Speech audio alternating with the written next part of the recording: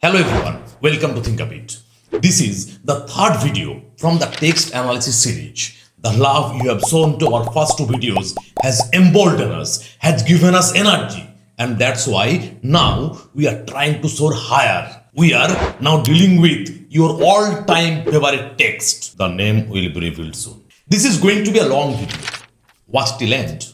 We promise that this video will help you immensely.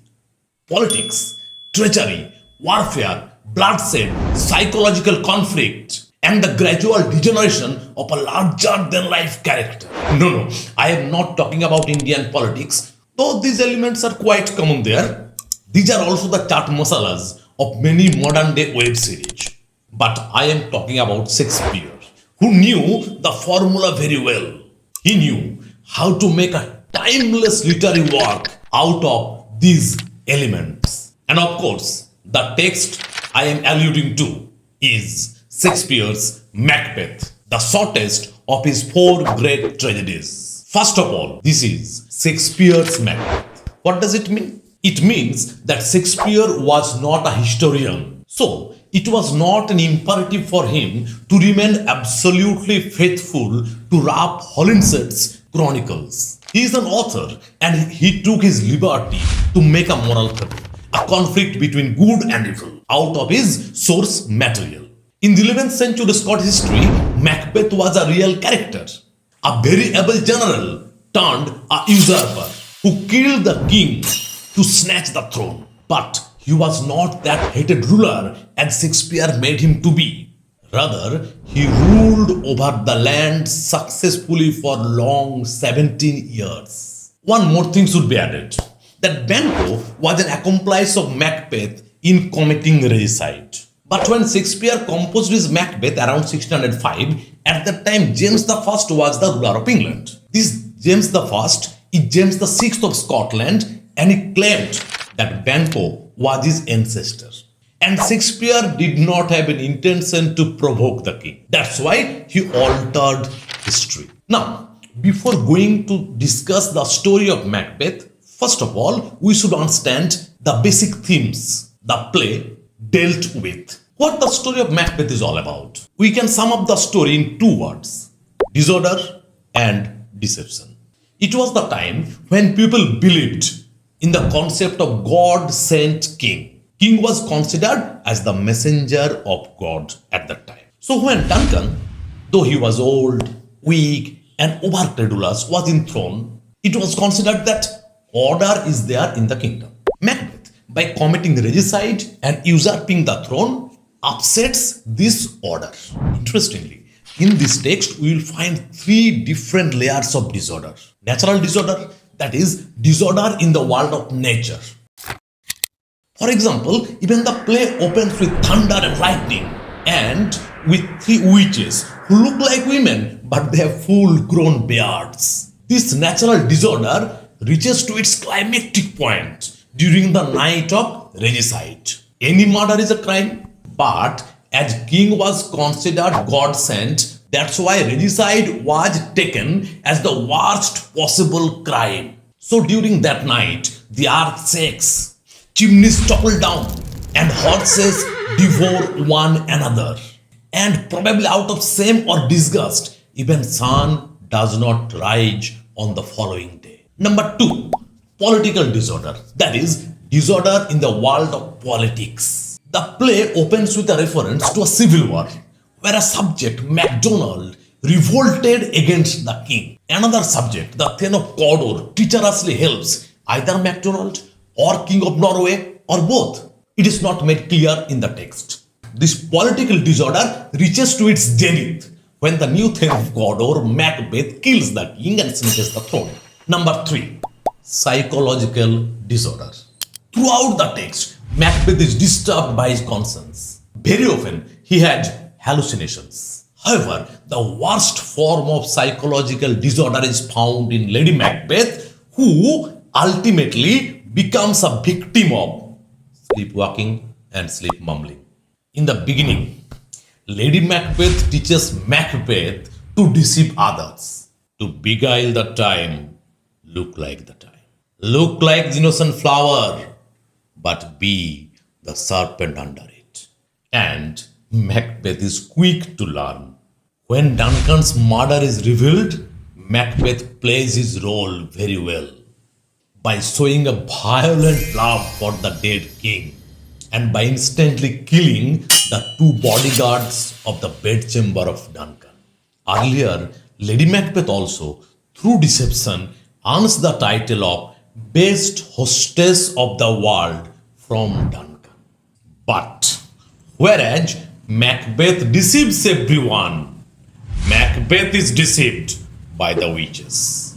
When he has gone to meet them, they inject a sense of security in Macbeth's mind through cryptic language that Macbeth will not be defeated until Barnawood goes to high Dunsinane and that no man born of a woman will ever harm Macbeth. Macbeth thinks that he has a charmed life.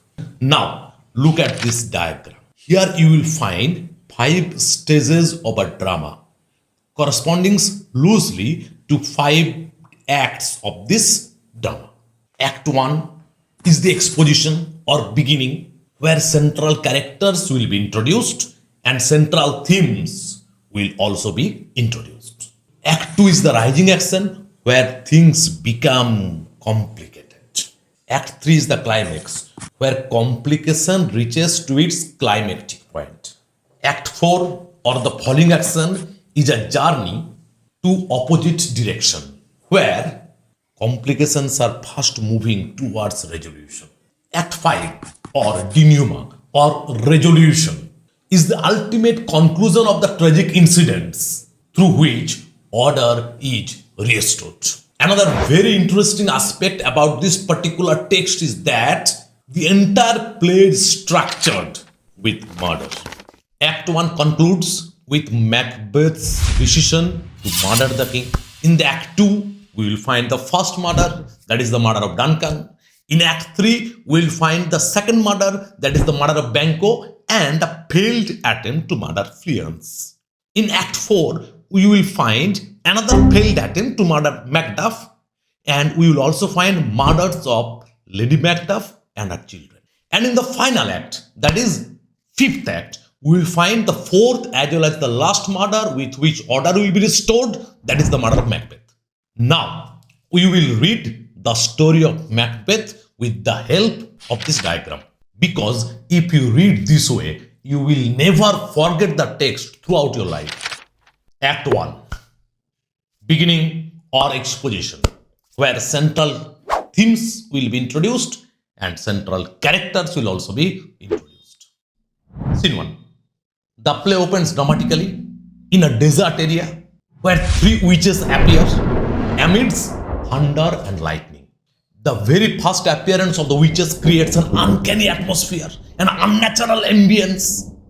They plan to meet with Macbeth upon the heath. When the hullabaloo is done, when the battle is lost and won, the witches disappear with the words, "Fair is foul and foul is fair, hover through the fog and fill the air." And it makes the audience predict that something unnatural is going to happen. Now, look at this scene. This scene is a very small one. Only about 13 lines are here. And in this scene, there is no action at all. And there is very little information. There is only a vague reference that a battle is going on somewhere. Who is fighting against whom? It is not made clear. There is also another very vague reference of a man called Macbeth. And when we find that the witches are waiting for the man, then we become very much curious about this man called Macbeth, who he is. And what is the reason that the witches are waiting for him? So this very first scene creates a curiosity in the audience. And most importantly, the very last utterance of the witches, that fair is foul and foul is fair, actually topsy-turvied our concept of morality. Because here we find that whatsoever is fair to mankind is foul to them, and whatsoever foul to us is fair to them. So at once, the scene creates unnatural, uncanny ambience. And we become very much interested about the outcomes of the drama. Now, second scene. The entire scene is devoted to glorify Macbeth. It projects Duncan's camp, where a wounded captain reports the king about Macbeth's victory against the rebel called MacDonald. He also reports that there was a fresh assault from the king of Norway, Sweno. Macbeth is presented as the greatest warrior of Scotland. Ross arrives from Fife with further news of victory and further description of heroism, fortitude, courage of Macbeth shown on this battlefield. The king of Norway is defeated and he is now pleading for peace treaty and has paid a large ransom. The Thane of Cawdor is found a treacherous man. Duncan instantly gives him death sentence and heralds the beginning of Macbeth's rise. Go, pronounce his present death, and with his former title, Great Macbeth. Shakespeare knew how to create curiosity. Audience is now very impatient to meet the hero of the hour, Macbeth. Scene the third. It again brings us to the witches who are now waiting for Macbeth upon the heath. There's a description of various horrible deeds done by the witches. Macbeth's very first utterance goes, "So foul and fair a day I have not seen."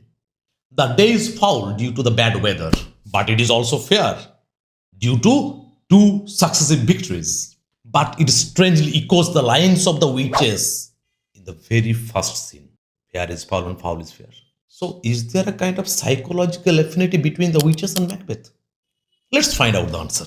Finally, Macbeth and Banquo encounter the witches that look not like the inhabitants of this earth, as Banquo said. The three witches hail Macbeth as, "All hail Macbeth, hail to the Thane of Glamis. All hail Macbeth, hail to the Thane of Cawdor. All hail Macbeth, that shalt be king hereafter." They also hail Banquo, lesser than Macbeth and greater. Not so happy yet much happier. "Thou shalt get kings, though thou be none." Then the witches vanish. After that, Ross and Angus arrive there to greet Macbeth as Thane of Cawdor, because Duncan has already made him so. After that, Ross and Angus arrive there to tell Macbeth that he has been given the title of Thane of Cawdor by Duncan. Macbeth considers this supernatural soliciting. A hidden desire arises in the heart of Macbeth, and it has moved him from being an extremely loyal and capable nobleman to someone whose ambition to be king causes him to contemplate murder. This scene can be divided into three different parts. The first 37 lines describe the pastime of the witches, which is horrible one.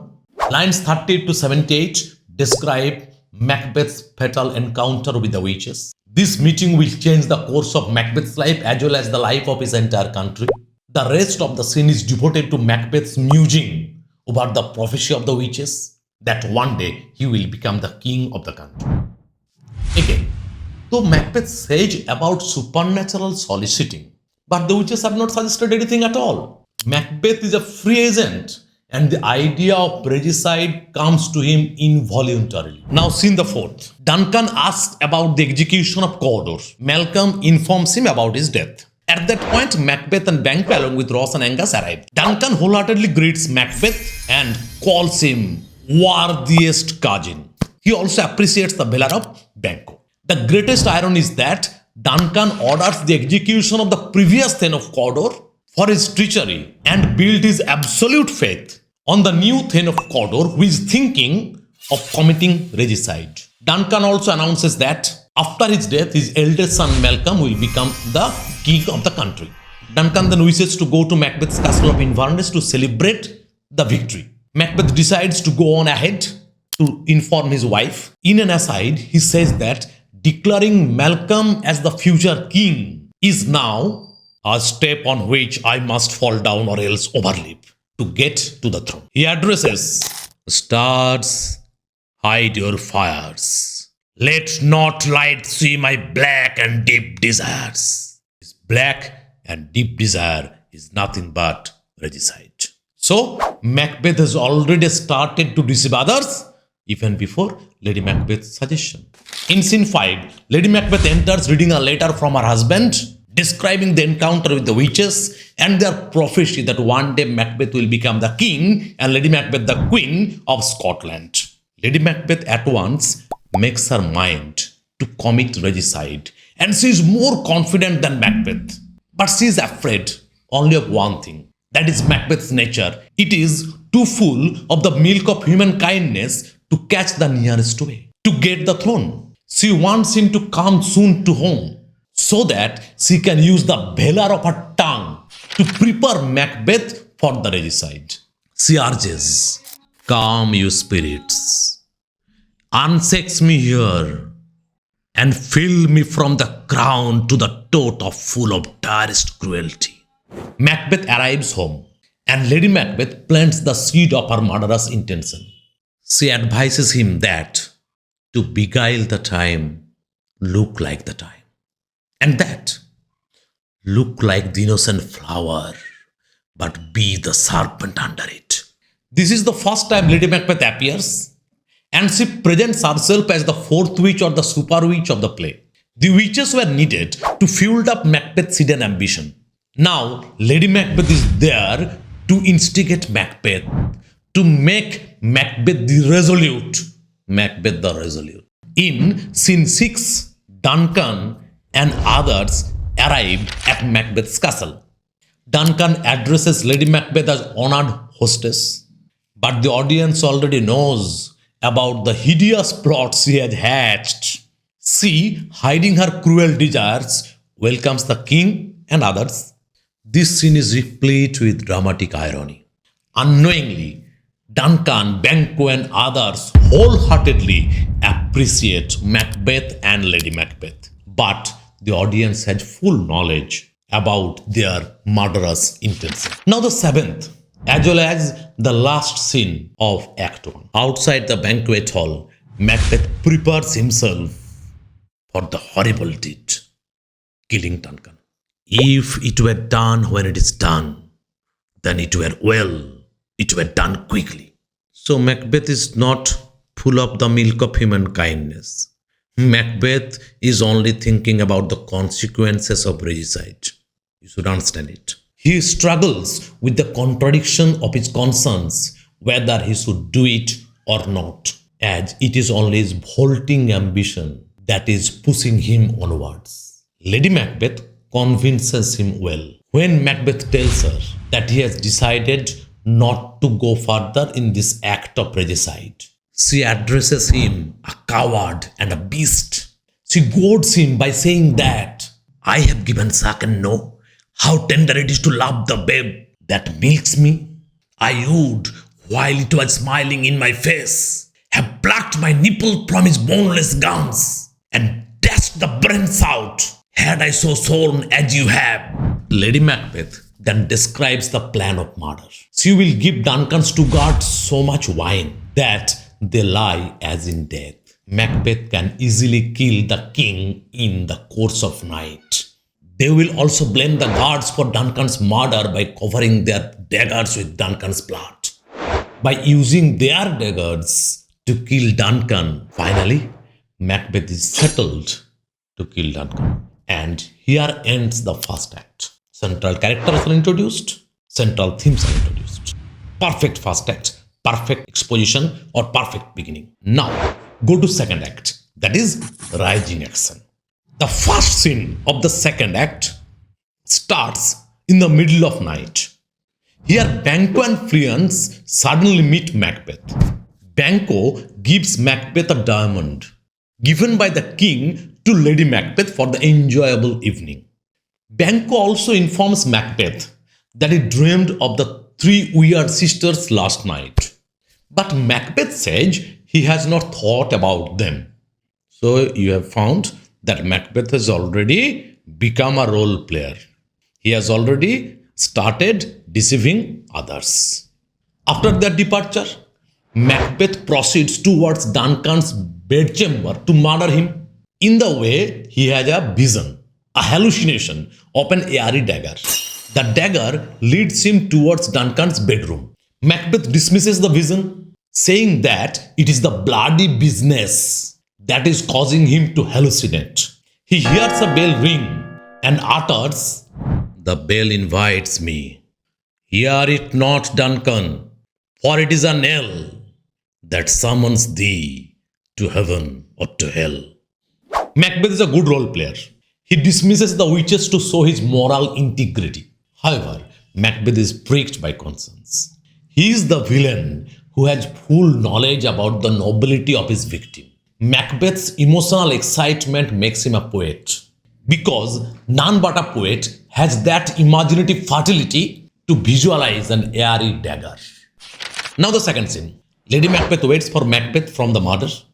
She is afraid whether Macbeth can do it or not. She could not murder the king because sleeping Duncan resembles her father. Finally, Macbeth arrives and gives the news that, "I have done the deed." But Macbeth is afraid of the horrible deed, as he could not say amen, and heard someone crying, "Sleep no more, Macbeth doth murder sleep."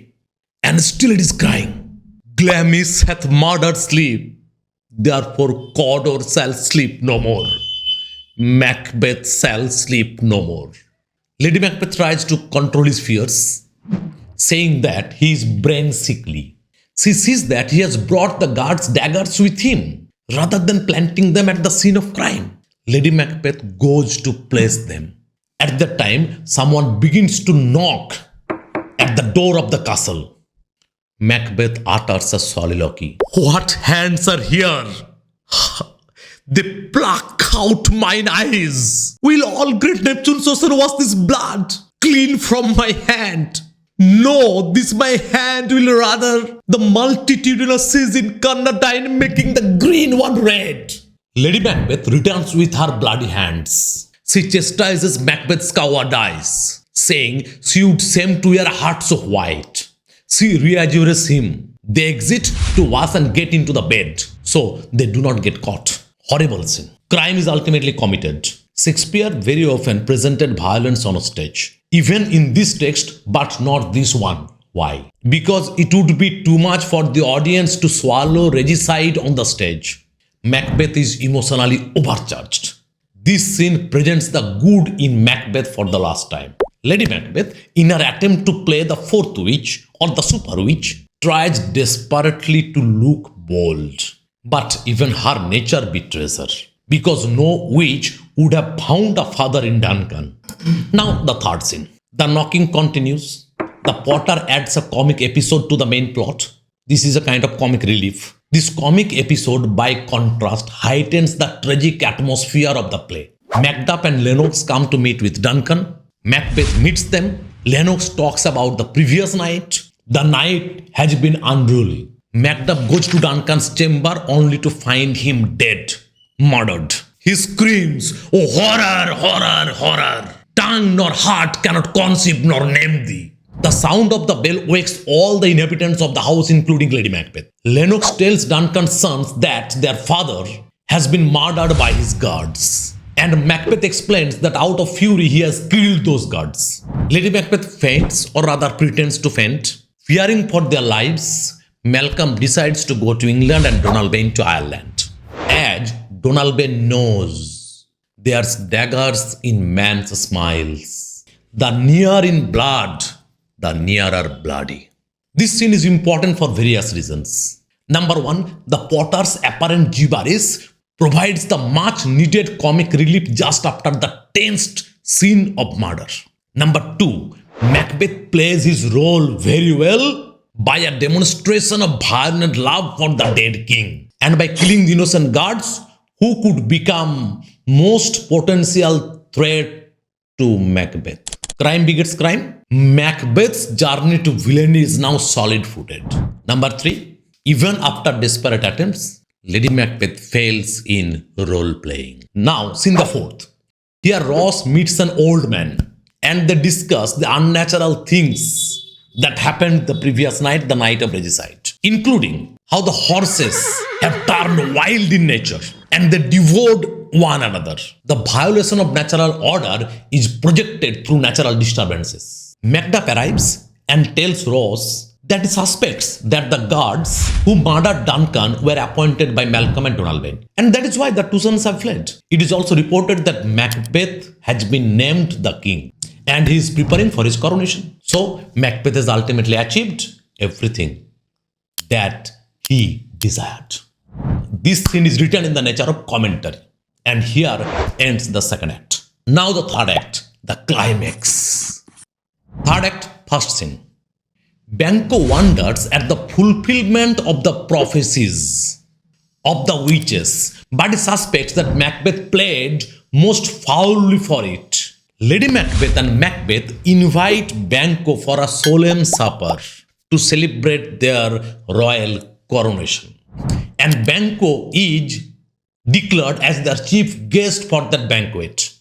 Banquo and his son Fleance are going out riding that afternoon. But Banquo promises to return in time for the banquet. When Banquo goes, Macbeth delivers a soliloquy about his fears that Banquo's children will become future kings, and his murderous deeds to seize the barren scepter will become fruitless for his own family. And therefore, he plots another murder. He appoints two murderers to kill Banquo and his son Fleance. Banquo determines to battle fate and to change the prediction of the Weird Sisters. But this time he does not think it necessary to even inform Lady Macbeth about his decision. Actually, in this play, we find two Macbeth. One, before committing the regicide, he is brave and loyal. And the other, after the regicide, and he is a thorough villain. Partners in crime are gradually separating from each other. In the second scene, we find that Lady Macbeth is concerned about the misery of Macbeth. She tries to console him. She advises him not to think of the past deeds, saying, "What's done is done." But Macbeth knows we have scorched the snake, not killed it. He says that his mind is full of scorpions with fears about Banquo and Fleance.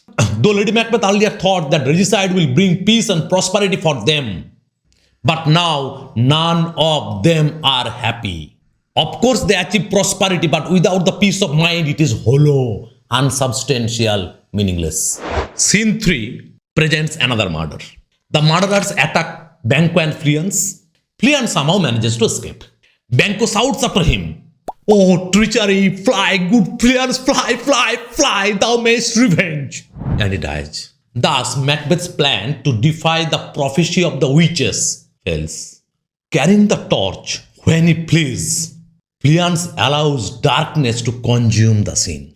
Moreover, the connection between Fleance and light symbolically opposes the connection between Macbeth and darkness. Earlier, Macbeth appointed two murderers, but here we find three murderers.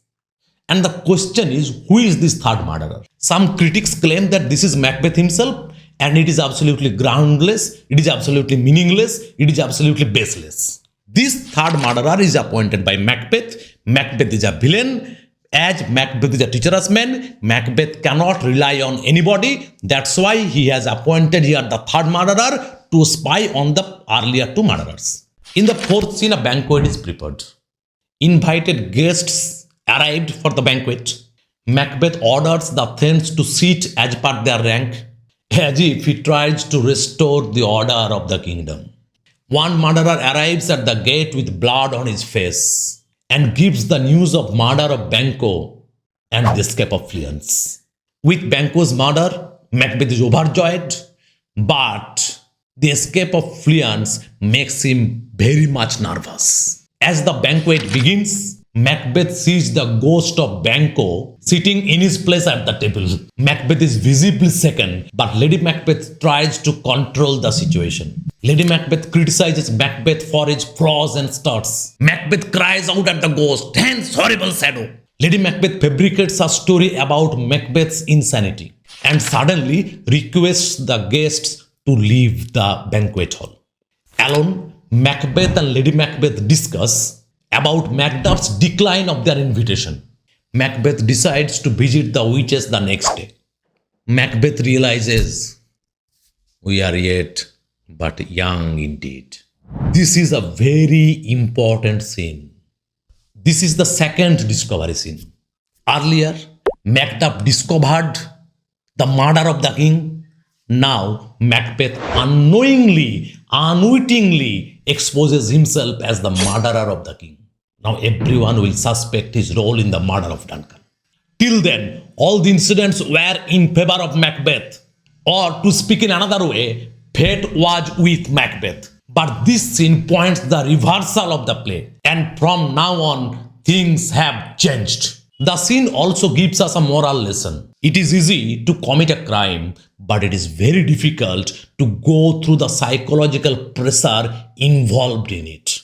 In fifth scene, Hecate, the goddess of witchcraft, is angry with the witches for playing with Macbeth without consulting her.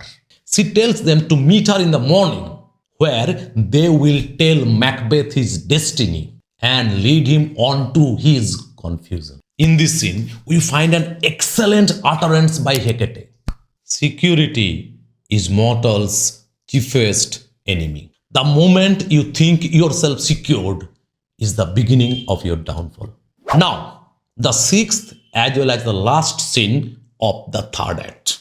Lennox, just like a number of people of Scotland, is suspicious about the murders of Gracious Duncan and the right valiant Banquo. He reports how Macduff lives in disgrace. There is another lord who reports that Macduff has gone to England to seek help to overthrow Macbeth, the tyrant.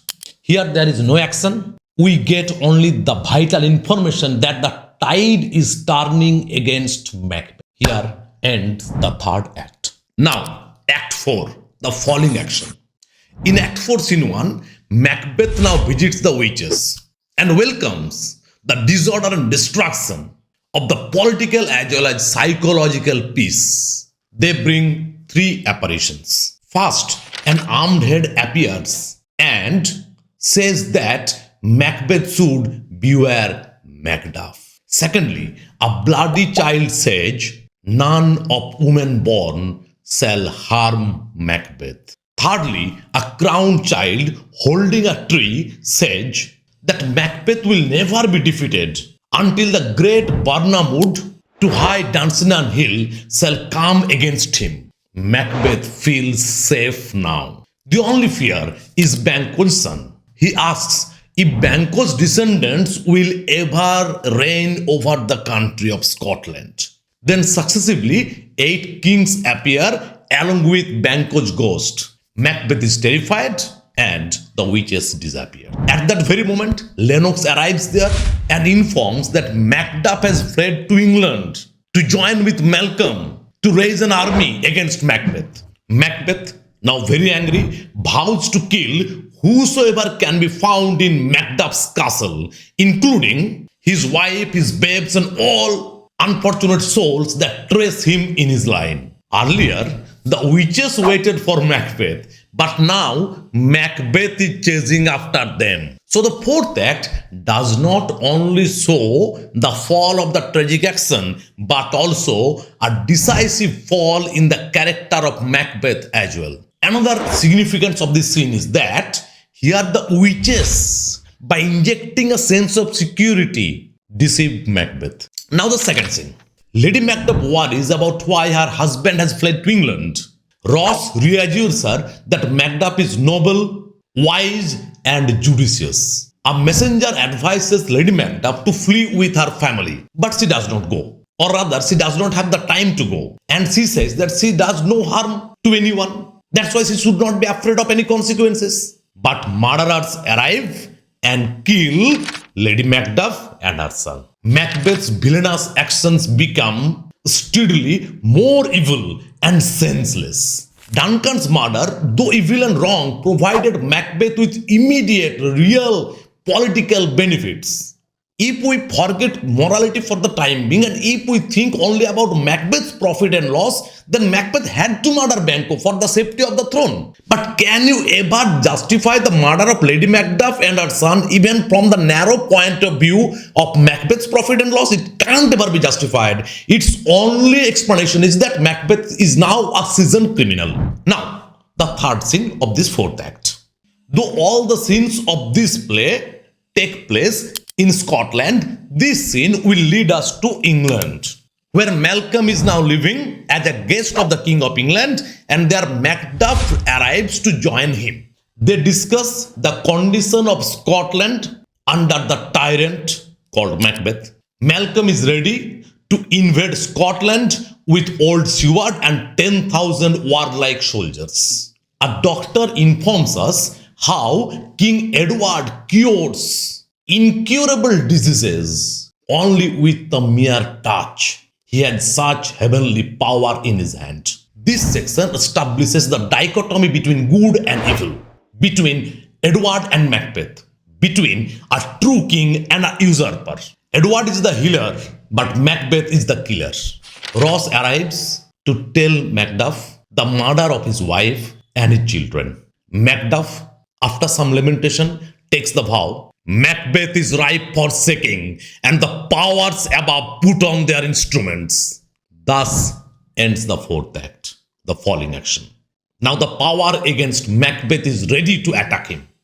Let's discuss the fifth act, the final act, the denouement or the resolution of the drama.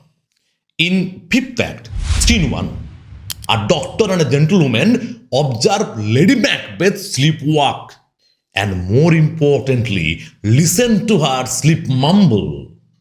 She performs some unnatural activities throughout the night. She is haunted by the dreams of the evil deeds she and Macbeth have earlier committed. Lady Macbeth enters rubbing her hands to wash a damned spot of blood. She mentions elements of the murders of Duncan, Banquo, and Lady Macduff. She has spoke what she should not. Lady Macbeth tries to clear her hands, but hears the smell of blood still. All the perfumes of Parobia will not sweeten this little hand. Lady Macbeth cannot move from her inner turmoil. In this text, thus, we find two different Lady Macbeth. Lady Macbeth till the banquet scene of the third act. Till then she tried to take control of the situation. Then we find Lady Macbeth of this fifth act. Now she is a pitiable creature. Interestingly, Lady Macbeth was absent throughout the fourth act. Now the question is why? It was the time of her silent suffering. Though she boldly tried to play the super witch, but she is actually a woman of flesh and blood. So she is tormented by her memory. Next, Macbeth also absolutely neglects her. Ultimately, Nemesis falls upon her and makes her a victim of psychological disorder. Now the second scene of this fifth act.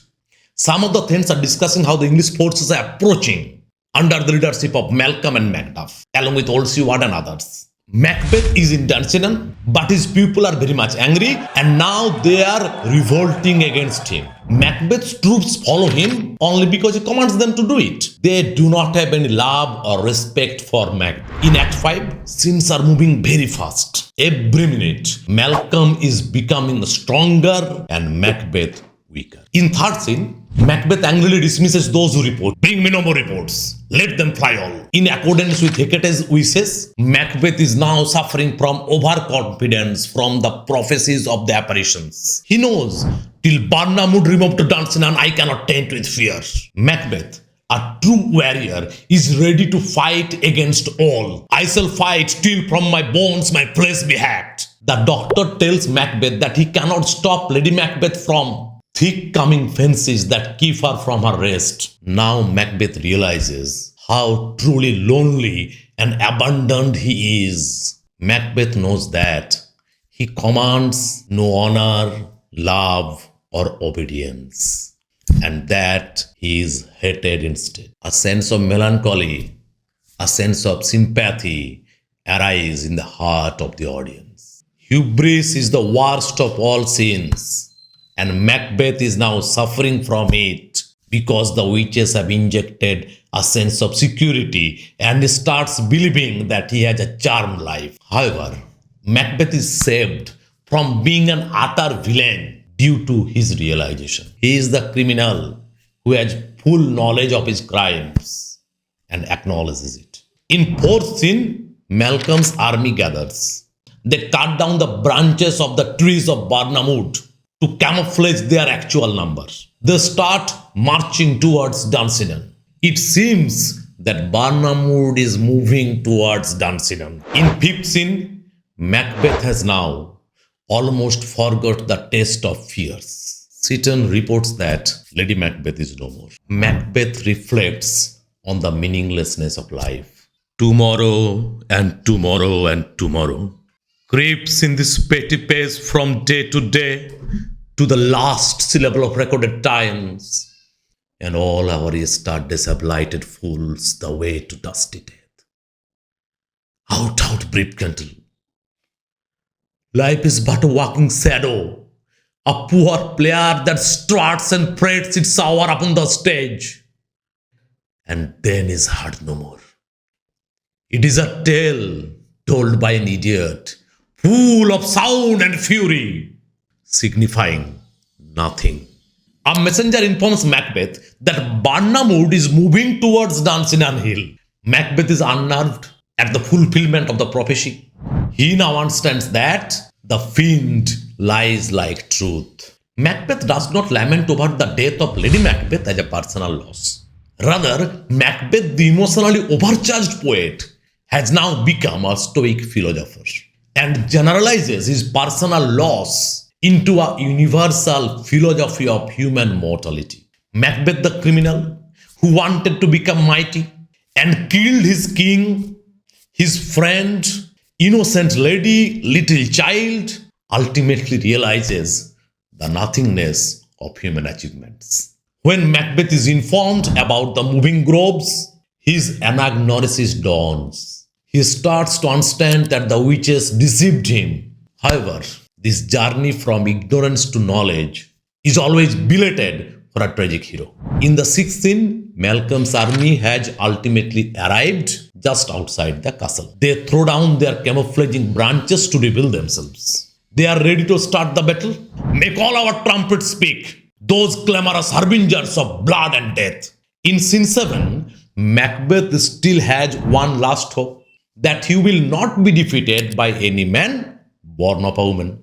Young Seward challenges Macbeth and is slain by him. Now, Macduff enters the castle, seeking vengeance of Macbeth for the murder of his wife and children. Later, Malcolm and old Seward also arrive. In the 8th scene, we see Macbeth as a true warrior. We find his true courage, and he vows that he will fight till the end. Why should I play the Roman fool and die on my own sword? Macduff confronts Macbeth and the fight starts. Macbeth is still fostering that last hope that no man or woman born can ever harm him. But at that point, Macduff discloses that he was untimely ripped off his mother's womb. That is, he is a Caesarean baby. Macbeth's anagnorisis or discovery or his journey from ignorance to knowledge is now complete. He now understands that he is thoroughly deceived by the evil spirits. But a true warrior as he is, he declares, though Barnamwood be come to Dunsinane, and thou opposed being of no woman born, yet I will try the last. Finally, Macduff kills Macbeth. Now the 9th scene or the last scene of the 5th act or of the entire play. Macduff arrives with Macbeth's severed head. He hails Malcolm, the new king of Scotland. Malcolm honors those who have fought alongside him against the tyranny of this dead butcher and his fiend-like queen. He invites them all to see him crowned. Thus ends the story of Macbeth. An excellent hero, considered as Bellona's bridegroom, as Valor's minion, has turned into an abominable villain. And why? Over-ambitious nature. We have no problem with ambition. Rather, ambition should be there inside you. Ambition makes a better version of you. Ambition leads you to unfold the hidden energy latent inside you. It makes the gem you are. But when you become over-ambitious, it certainly allures you to catch the shortest route to success. And this route will reach you to dark alleys of bewilderment and then destruction. You will find yourself in a dark, desolate heath, far, far away from the lighthouse of peace. Power will make you hungry for more power. Thus, you will kill the man inside you and become a monster. This is the story of Macbeth. This is the lesson of Macbeth. The sooner you understand it, the better.